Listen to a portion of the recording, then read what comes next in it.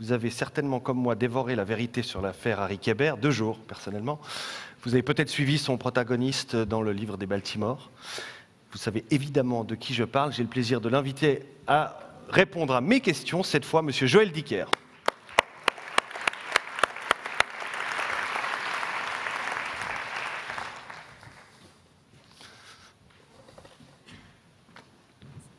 Bienvenue au Forum des 100. Merci.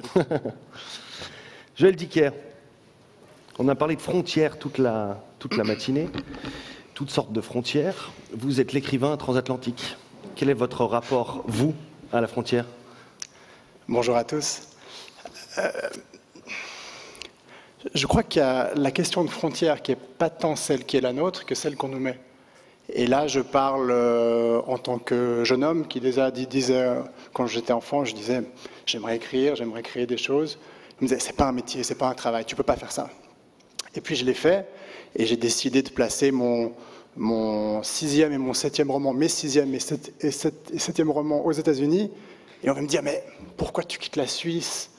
Créativement en tout cas, pourquoi est-ce que tu fais pas ton roman en Suisse? On parle ici d'un écrivain transatlantique. Je suis pourtant ici en Suisse avec un passeport suisse devant vous. Qu'est-ce qui fait que tout d'un coup, parce que dans mon envie de créer et dans ce qui est mon projet à moi, je décide de situer un livre aux États-Unis, pourquoi est-ce qu'on créerait pour moi une frontière? Et pourquoi est-ce qu'on déciderait pour moi que je m'exporte ailleurs, que je quitte la Suisse?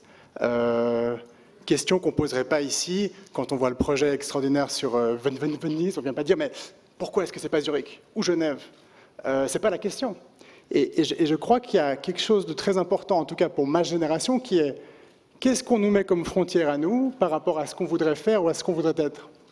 Et je crois que c'est la vraie question, celle qu'on nous impose par rapport à celle qu'on voudrait opposer aux autres. Vous restez quand même l'écrivain mondial. J'ai dit transatlantique, c'était presque un peu restrictif. Réducteur en tout cas.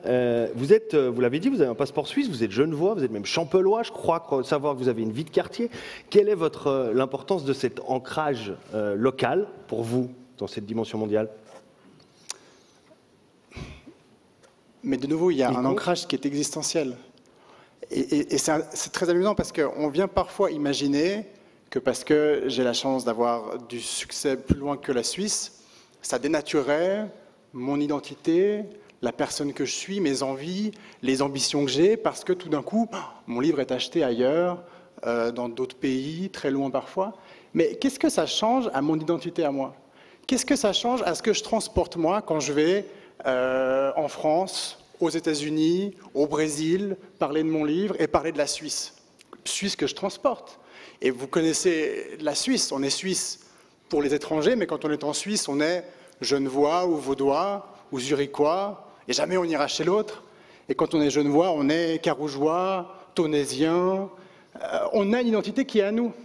Et je trouve très difficile cette espèce de volonté générale de nous extraire notre identité, sans que ce soit mon choix à moi. Je pourrais vous dire, je renie ce pays, je vais vivre ailleurs. Ce n'est pas le cas. Alors pourquoi est-ce qu'on essaie de me dire, mais oh, c'est extraordinaire, tu es resté genevois, tu es resté quitté. Mais je n'ai pas le choix, c'est mes racines. Et on ne peut pas le mettre... Vous voyez ce que je veux dire? Bien. Ça demande quand même une certaine dose de courage. On entend certains esprits chagrins qui critiquent, qui disent mais pourquoi est-ce que tous ces écrivains francophones, en l'occurrence ce n'est pas applicable qu'à vous, ont absolument besoin de tous nous faire leur grand roman américain. Pourtant vous avez osé, vous n'aviez pas 30 ans, je ne sais pas quel âge vous aviez quand vous avez écrit la vérité sur l'affaire Harry Kéber, mais vous étiez outrageusement jeune. C'est scandaleux d'ailleurs, c'est même un petit peu déprimant. Non mais vraiment. Comment est-ce que vous avez osé, Joël Dicker? Mais je crois qu'il faut oser. On a une toute petite vie. Et on a beaucoup de gens au cours de cette vie, qui est courte, on n'en a qu'une seule, qui viennent nous dire « tu ne peux pas faire ça, tu devrais faire comme ci, ah non, ça c'est pas possible ». Mais si on écoutait les gens, on ne serait pas ici.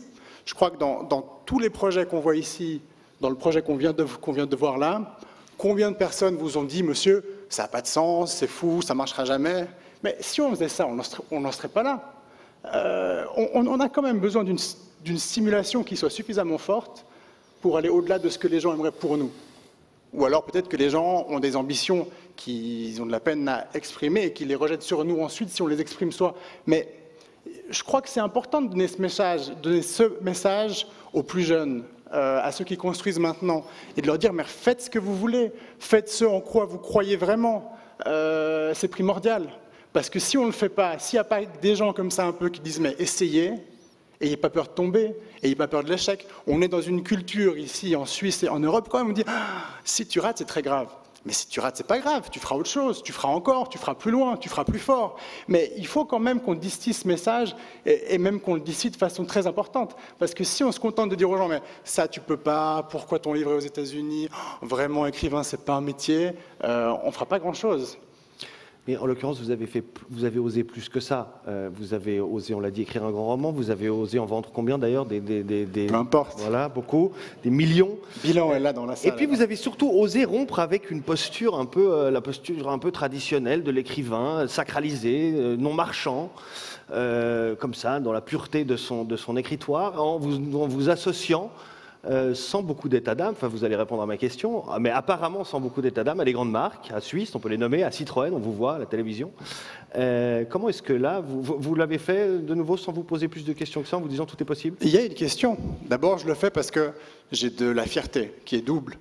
La première, c'est de défendre des produits qui me sont chers, dont un produit suisse, qui est la compagnie suisse. Ah, vous le faites bien. Quand même, je le fais très bien, mais qui est quand même, je veux dire, il faut arrêter de pleurnicher tout le temps et regarder un peu ce qu'on a dans les mains. On a un pays extraordinaire, on a un savoir-faire extraordinaire, on a une compagnie qui est notre ambassadrice. Et il faudrait dire, ah non, je ne vous représenterai pas parce que j'y crois pas, mais j'y crois.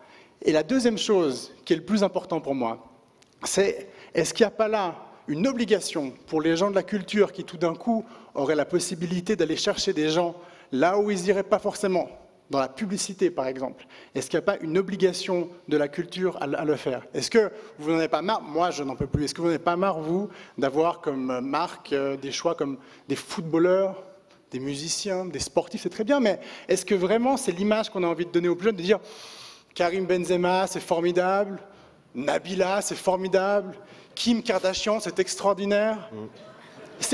Mais il n'y a pas, mais c'est vrai, il n'y a pas si longtemps que ça. Les héros, c'était les pilotes d'avion, c'était les cosmonautes, c'était les chercheurs. C'est ça le futur. C'est pas Internet avec les Facebook. Le futur de l'Internet, c'est le projet qu'on a vu ici. C'est pas de faire une photo de ce qu'on mange et de dire oh j'ai mangé ici et d'attendre la validation de sa vie par des gens qui diraient oh je like, t'as mangé une salade, c'est fantastique. Et je crois que ça, mais c'est vrai. Et je crois que ça, c'est vraiment le rôle qu'on doit avoir, nous, les acteurs. Alors, je parle de ce qui est du monde du livre, les auteurs, les éditeurs, les journalistes, les libraires, de faire en sorte d'aller chercher les gens qui lisent ou qui aimeraient lire, là où on n'irait pas. Et je crois que ceux qui disent, mais attention, la littérature, c'est quelque chose de très difficile, seuls quelques-uns peuvent avoir accès à ça, ce sont des gens qui construisent, non pas une frontière, parce qu'une frontière, on la passe, qui construisent un mur et qui refusent d'aller vers ceux qui aimeraient peut-être lire, qui aimeraient qu'on s'attarde vers eux. Et ça, je crois que c'est notre rôle aujourd'hui, c'est de le faire. Et aller chercher les gens là où aujourd'hui peu ou personne ne va les chercher et de leur dire lire c'est bien, lire c'est important, être écrivain c'est bien, et il y a d'autres choses qui sont très bien, mais pas le football ou pas seulement le football ou surtout pas Facebook et les Kardashians. On aura compris que Kim, si tu nous regardes, avec Nabila, tu en as pris pour ton grade. Vous surprenez et vous me surprenez en ce moment parce que j'allais vous dire que vous êtes un peu le Federer de la littérature suisse. Vous êtes beau gosse, vous êtes sympa, vous êtes humble, vous êtes gentil, vous êtes présent, vous êtes disponible, vous êtes parfait. Mais on vous entend assez peu d'ordinaire, en l'occurrence ici, oui, contre Kim Kardashian, mais on vous en sent assez peu, vous énervez, vous insurgez. On a vu aujourd'hui des choses pourtant qui sont étonnamment troublantes. La réaction de la salle aux présentations de Zalmaï parlait d'elle-même. Vous êtes l'arrière-petit-fils de Jacques Dicker, communiste, extrêmement engagé. Est-ce qu'il s'engage, Joël Dicker? Est-ce qu'il doit s'engager aussi? Mais je vais vous poser la question de l'autre sens, parce que le temps court et que je n'ai pas le temps de revenir sur ce qu'on a vu, qui sont des choses très graves, très importantes. Mais j'aimerais tourner un peu ça en me disant, mais c'est quand même extraordinaire. Parce qu'on est dans un monde où on a des politiciens qu'on a élus, qui sont là pour gérer, qui sont là pour gouverner. On a aussi le peuple qui les a élus, qui est derrière eux. Mais pourquoi est-ce que quand j'écris des livres, quand un artiste fait de la promo ou parle de ce qu'il a fait, pourquoi est-ce que, en tout cas j'ai parlé de mon cas à moi, pourquoi est-ce que quand je viens parler de ce que j'ai fait, on me parle de tout sauf de ce que j'ai fait?